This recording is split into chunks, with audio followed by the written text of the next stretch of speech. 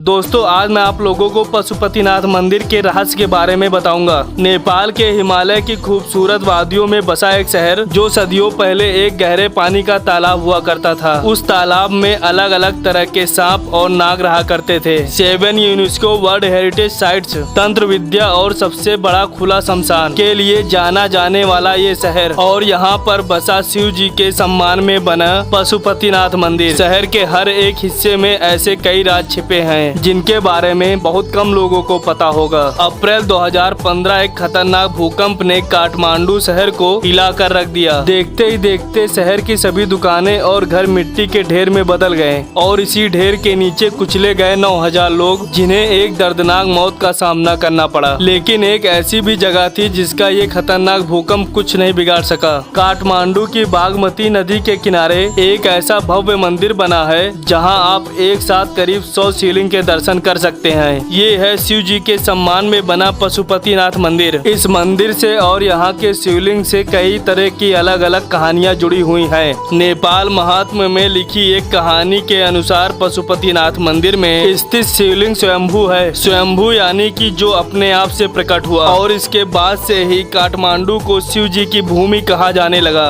इस कहानी के अनुसार शिव जी एक दिन अपना धाम छोड़कर पृथ्वी पर आए थे। तब वो काठमांडू के एक बागमती नदी के तट पर रुक गए और यहाँ की खूबसूरती से आकर्षित होकर उन्होंने कुछ समय के लिए वहीं पर रुकने का फैसला लिया। बहुत देर तक जब शिव जी अपने धाम पर नहीं लौटे तब सभी देवताओं को चिंता होने लगी। भगवान विष्णु ने अपनी दिव्य शक्ति से देखा कि शिव जी एक हिरण के रूप में बागमती नदी के किनारे आराम कर रहे हैं। जिसके बाद भगवान विष्णु भगवान शिव जी को अपने साथ वापस ले आने के लिए धरती पर आए। जैसे ही हिरण के रूप में बैठे शिव जी ने उन्हें देखा तो वे तुरंत यहाँ से वहाँ भागने लगे और उनको रोकने के प्रयास में भगवान विष्णु ने उस हिरण के सींग को पकड़ लिया, पर उनके छूते ही सींग टूट गया और जमीन पर गिर गया। उसके बाद शिव जी ने अपना मूल रूप धारण कर लिया और वे अपने धाम लौट गए। कहते हैं जिस जगह पर वह सींग गिरा था कुछ समय बाद वहीं एक शिवलिंग प्रकट हुआ और आज ये शिवलिंग जिसे मुखलिंग कहा जाता है और ये पशुपतिनाथ मंदिर का सबसे बड़ा आकर्षण है। माना जाता है कि इस शिवलिंग के 4 चेहरे हैं जो शिव जी के 4 अलग अलग रूपों को दर्शाते हैं। लेकिन कुछ पुराने तांत्रिक ग्रंथों के हिसाब से शिवलिंग का एक 5वां चेहरा भी है जो तंत्र विद्या से जुड़ा है। इस चेहरे को कालागिन रुद्र कहा जाता है। ये चेहरा प्रजनन और संभोग जैसी बातों को दर्शाता है और सिर्फ तांत्रिक विद्या जानने वाले साधु ही इस चेहरे को देख सकते हैं। हमारे प्राचीन मंदिरों एवं शहरों से जुड़ी कई ऐसी कहानी एवं अनसुनी बातें और अनगिनत राज जुड़े हुए हैं जिनसे जुड़ी कहानियां इतिहास के पन्नों में खो गई हैं और हम अपने फैक्टोलॉजी चैनल पर आपके लिए यही अनसुनी, अनकही एवं अनदेखी कहानियां लाते रहते हैं। 2015 में जब काठमांडू में खतरनाक भूकंप आया था तब पशुपतिनाथ मंदिर के अलावा एक और ऐसी जगह थी जो बिल्कुल सुरक्षित थी। यहाँ का कुमारी घर जो एक ऐसा महल है जहाँ जीती जागती एक देवी माँ रहती है।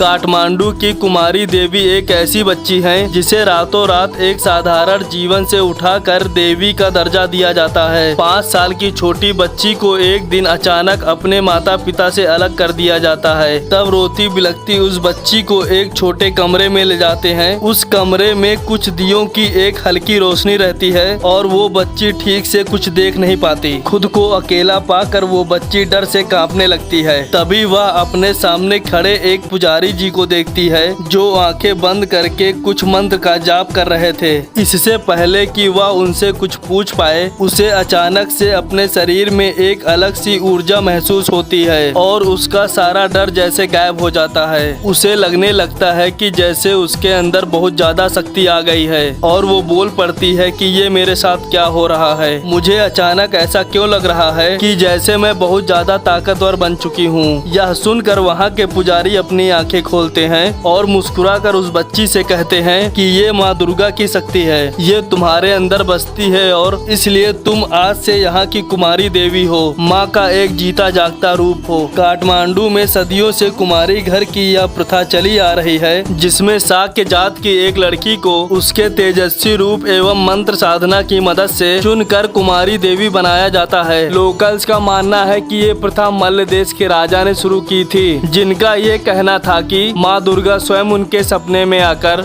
उन्हें इस प्रथा को शुरू करने का आदेश दिया था। इस प्रथा की एक शर्त भी थी, जिसके चलते यहाँ की कुमारी सिर्फ युवा अवस्था शुरू होने तक ही रह सकती थी, जिसके बाद एक नई कुमारी चुनने का समय आता था और पहली कुमारी सामान्य जीवन में लौट जाती है। यहाँ के पुजारियों का मानना है कि युवा अवस्था में शरीर और मन में हो रहे बदलाव से इंसान का मन विचलित हो जाता है और ऐसे में देवी माँ की पवित्र शक्ति उनके भीतर नहीं रह सकती है, इसीलिए वो किसी और कन्या के भीतर चली जाती है जिसका मन शुद्ध हो। कहते हैं कुमारी घर में यहाँ की कुमारी और पुजारियों के अलावा किसी भी बाहरी इंसान के आने पर सख्त पाबंदी लगी है। यहाँ कुछ ऐसे पूजा होते हैं जो दुनिया भर के लिए एक गहरा राज बने हुए हैं। गाइस, अगर आप इस फैक्टोलॉजी चैनल पर नए हो तो चैनल को सब्सक्राइब जरूर करें।